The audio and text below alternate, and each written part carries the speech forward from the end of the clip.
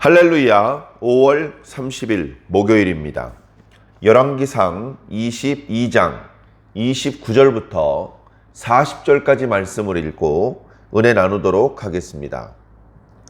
이스라엘의 왕과 유다의 여호사밧 왕이 길르앗 라못으로 올라가니라. 이스라엘의 왕이 여호사밧에게 이르되 나는 변장하고 전쟁터로 들어가려 하노니 당신은 왕복을 입으소서 하고 이스라엘의 왕이 변장하고 전쟁터로 들어가니라.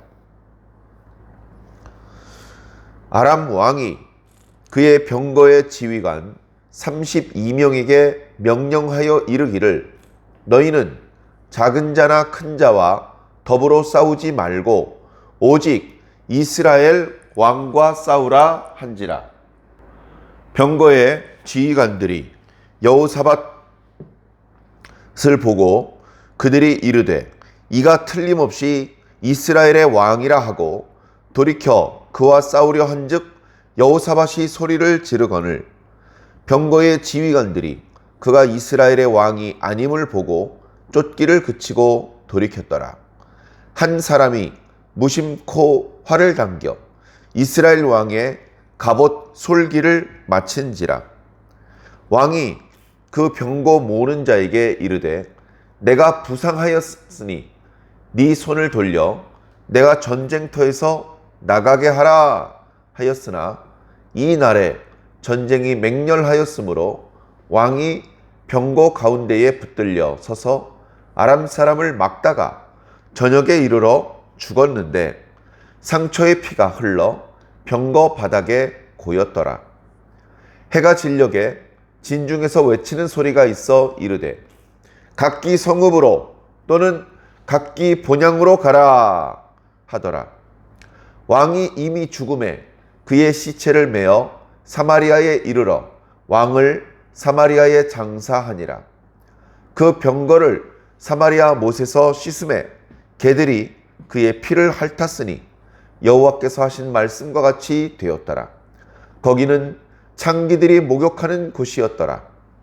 아합의 남은 행적과 그가 행한 모든 일과 그가 건축한 상하궁과 그가 건축한 모든 성읍은 이스라엘 왕 역대 지략에 기록되지 아니하였느냐. 아합이 그의 조상들과 함께 잠에 그의 아들 아하시야가 대신하여 왕이 되니라. 아멘. 네, 지난 시간에 하나님의 선지자 미가야가 그렇게 외쳤음에도 불구하고 내가 하나님께서 천만 천사들과 함께 회의하는 것을 보았다라고 말씀하셨는데도 불구하고 무시하고 결국은 길르앗 라못으로 올라갑니다. 미가야 선지자의 예언에 따르면 하나님께서는 아합을 죽이기로 작정하셨습니다. 이미 엘리야 선지자를 통해서 그의 심판을 예고하셨었죠. 다만 그가 겸비함으로 그 모든 재앙이 그의 당대에 이루어지지는 않고 그 다음 그의 아들 시대에 이루어질 것이다.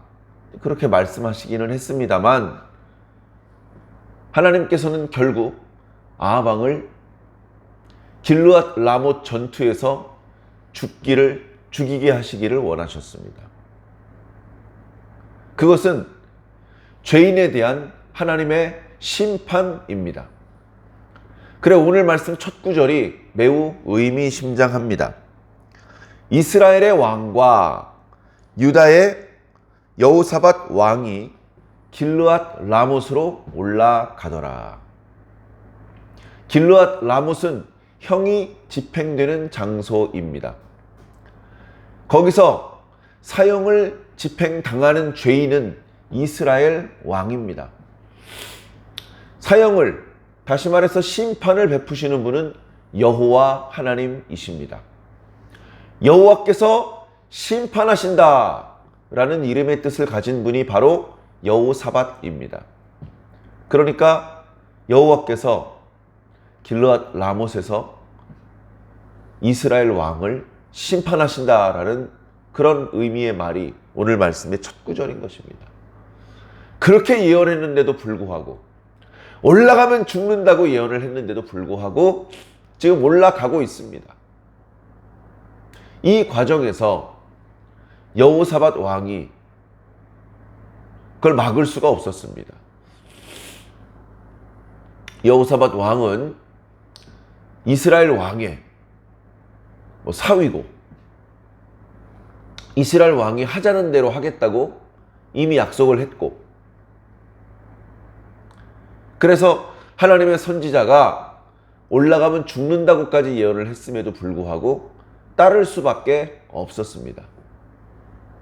자, 그 다음 구절을 보면 아합 왕이 잔꾀를 부리는 장면이 나타납니다. 상당히 비열한 모습입니다. 여호사밧 왕이여, 나는 변장을 하고 전쟁에 참여할 것이다. 다시 말해서 왕복을 벗고 일반 장수들처럼 복장을 하고 전쟁에 참석할 것이다. 그러니 당신이 계속해서 왕복을 입고 전쟁에 참여하시오. 이제 이렇게 얘기를 했습니다. 왜 이렇게 얘기를 했을까요? 어렵지 않게 예상해 볼 수 있죠. 자신이 아람과 여러 차례 전투를 해 보았더니 저놈들이 이스라엘 왕인 자기 자신만 공격하려고 하는 겁니다. 그러니 미가야 선지자의 예언도 깨름직하고, 그러니 변장을 하면 모든 화살이 왕복을 입은 여호사밧에게 집중될 테니 자신은 그 위험으로부터 벗어날 수 있다. 제 아무리 여호와께서 말씀하셨고 여호와의 선지자 미가야가 예언하였지만 내가 변장을 한다면, 그렇다면 내가 죽지 않고 대신해서 여호사밧이 죽지 않겠느냐. 여호사밧을 희생양 삼으려는 것이죠. 원래 자기가 죽어야 되는데 여호사밧을 대신해서 죽게 만들겠다는 것입니다. 참 비열하고 저급한 잔꾀가 아닐 수 없습니다. 여호사밧 왕은 아합 왕이 왜 그렇게 부탁을 하는지 영문도 알지 못한 채 본래 자신이 입고 있던 왕복을 그대로 입고 전투에 참여합니다. 자, 그렇게 전투가 시작됐습니다. 31절에 보니까 아람 왕이 그 지휘관들에게 특별 명령을 내립니다. 이 아합 왕은 3년 전에 하나님께서 이스라엘을 도우시는 바람에 크게 패해서 자칫하면 자신의 목숨이 날아갈 뻔한 베나닷 왕이겠죠. 이 베나닷 왕이 왕이시여, 우리 부친 때 빼앗았던 모든 성읍을 돌려주겠습니다. 왕이시여, 우리 다메섹 거리에 왕의 이름으로 거리를 만드시옵소서. 거기서 이스라엘 사람들이 우선적으로 장사를 할 수 있도록 허락해 주겠습니다. 그래가지고 조약을 맺고 돌려보내 주었는데 약속을 지키지 않고 지금 이스라엘을 공격하고 있는 것입니다.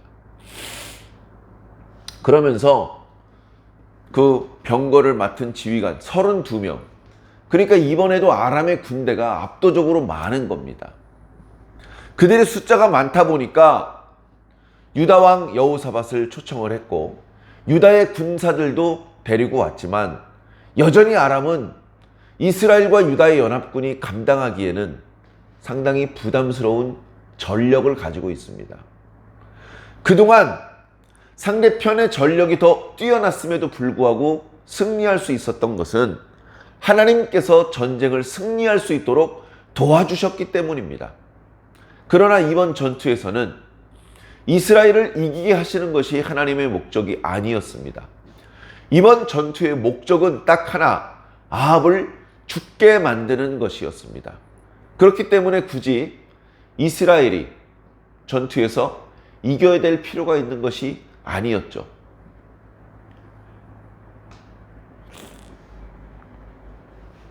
아람 왕을 대신해서 아합 왕이 죽을 것이고 아람 백성을 대신해서 이스라엘 백성이 죽을 수밖에 없는 상황에 처한 것입니다.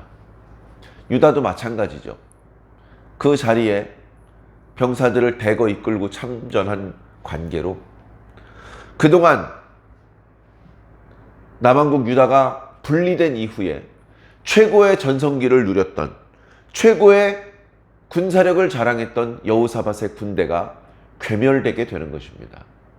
참 안타까운 일이죠. 그런 하나님의 뜻 앞에 지금 아합이 아주 비열한 잔꾀를 부리고 있는 것입니다. 자, 변복을 했습니다. 전쟁이 붙었습니다. 상대방 왕은 자기 병거 지휘관들에게 큰 자나 작은 자나 엉뚱한 사람과 싸우지 말고 너희들은 오직 이스라엘의 왕을 상대로 싸워라. 그렇게 명령을 해 주었습니다. 그래서 병사들은 병사들끼리 싸웠겠지만 이 지휘관들은 이스라엘의 왕이 어디 있는지 살폈습니다. 그리고 그 왕이 있는 곳으로 빠른 속도로 병거를 몰고 가서 협공을 펼쳐서 순식간에 이스라엘의 왕을 죽이고 전쟁을 끝낼 생각을 하고 있었던 것입니다. 그래, 그 지휘관들 이렇게 보니까 여호사밧만 왕복을 입고 있거든요. 야, 저기 저 왕복을 입은 사람 보이냐? 나도 아까부터 보고 있었어. 저 사람이 이스라엘의 왕이 틀림없다. 그쪽으로 가자. 우르르 몰려가지고 여호사밧을 공격하려고 합니다. 그때 여호사밧이 소리를 질렀다. 소리를 질렀더니 그 병거 지휘관들이 이 사람은 이스라엘의 왕이 아닌가 보다 하고서 추격을 멈추었다라고 기록하고 있습니다. 자, 이 장면도 지금 열왕기 말씀에서 아합 왕이 죽는 이야기가 핵심 메시지이기 때문에 자세히 기록되고 있지 않습니다만, 자, 이 상황에 여호사밧이 뭐라고 소리를 질렀을까요? 두려워서 엄마야 나 살려 라고 했을지도 모르죠. 그러나 그것보다는 남왕국 유다의 신실한 왕답게 주여 나를 도와주시옵소서, 이렇게 이제 소리를 질렀던 것 같습니다. 그래, 역대기의 말씀을 보면 하나님께서 여호사밧 왕을 도와서 그 아람의 군대 그 병거 지휘관들이 그를 죽이지 못하게 살게 하셨다. 그런 말씀이 기록되고 있어요. 어떻게 그 병거 지휘관들이 지금 왕복을 입고 있는 사람이 이스라엘의 왕이 아니라는 것을 알았는지는 잘 모르겠습니다. 그리고 상황상 이스라엘의 왕이 아니더라도 죽이고 또 이스라엘 왕을 찾으러 다녔을 수 있습니다. 그러나 멈추었어요.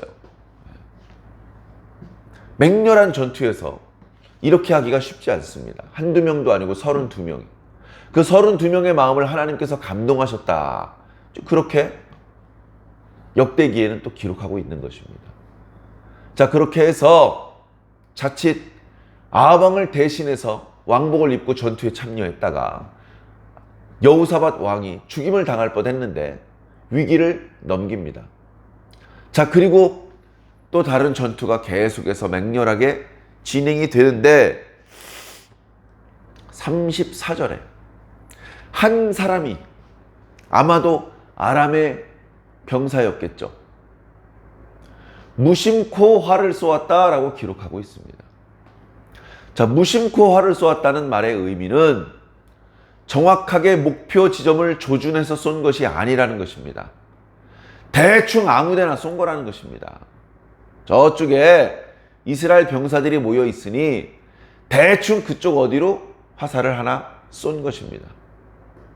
누가 맞더라도 맞겠지 뭐, 이런 생각으로. 그럴 수 있죠. 조준하지 않고 화살을 쏘았는데 정말 놀랍게도 그 화살이 아합 왕의 갑옷 솔기를 맞췄습니다. 갑옷이 있어요. 갑옷이 있기 때문에 화살이 갑옷에 맞았더라면 그 방향에 따라서 튕겨 나가거나 또는 박히더라도 몸속 깊숙하게 박히지 않고 가벼운 상처만 내고 끝냅니다. 그런데 하필 조준하지도 않았던 화살이 솔기를 맞췄어요. 솔기는 뭐냐 하면 갑옷에 몸을 보호하기 위한 그 갑옷과 갑옷 사이의 틈새기를 말합니다. 그 틈새기로 화살이 날아 들어가서 아방 몸에 제법 깊숙이 꽂혔어요. 그러나 화살을 얼른 뽑아내고 상처 부위를 소독하고 얼른 치혈을 한다면 그러면 아방이 죽을 일까지는 아닙니다. 아방이 부상을 당하자 자신의 병거를 모는 사람에게 얘기를 합니다. 야, 내가 좀 다쳤으니까 이 병거를 몰고 이 진영 밖으로 좀 나가자.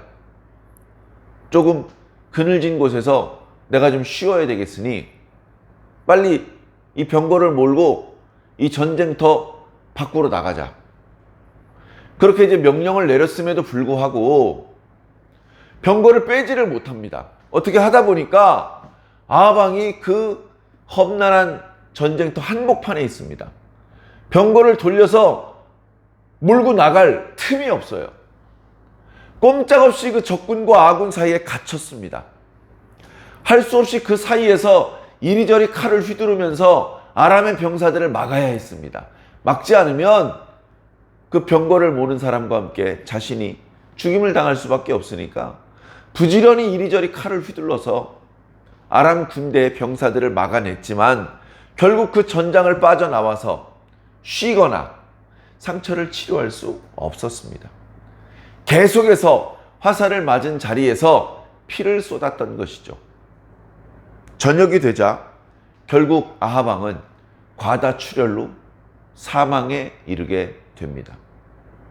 날이 어두워질 때쯤 되니까 피알을 구별할 수가 없고 이미 낮 동안에 맹렬히 싸우느라 지쳤고 이미 상당히 많은 병사들은 죽었고 그래서 저녁이 되니까 그 요란하던 함성은 다 잦아들고 조용해졌습니다. 그때 어디선가 소리가 들립니다. 야! 우리 각자 집으로 가자! 그런 말소리가 들리더니 이스라엘 사람들이 주섬주섬 자기 필요한 물건을 챙겨가지고 다 집으로 가버립니다. 이스라엘 군대가 흩어져 버린 것이죠.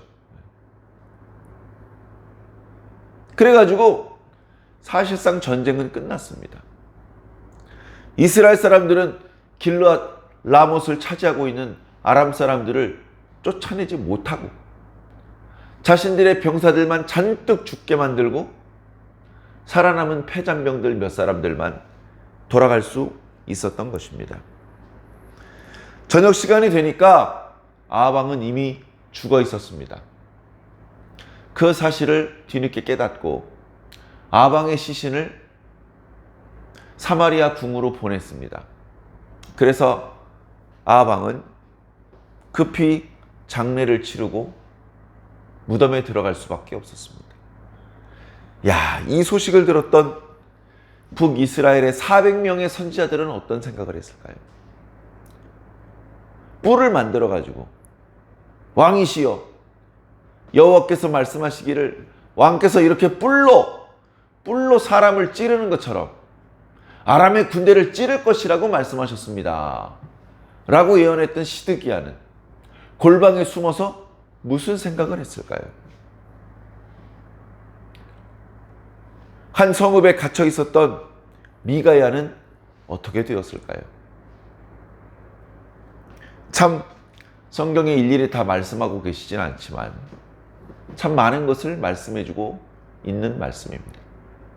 자, 아합 왕은 그의 시신이 사마리아로 옮겨져서 급히 장례를 치렀다고 하지만 병거에 가득히 고여있던 아합 왕의 피를 씻을 때 사마리아 성의 한 못에서 그 피를 씻었습니다. 그랬더니 어디서 개들이 달려와가지고 그 피를 핥아먹습니다. 그래, 미가야 선지자대로 그가 살아서 돌아오지 못한다고 하더니 죽었습니다.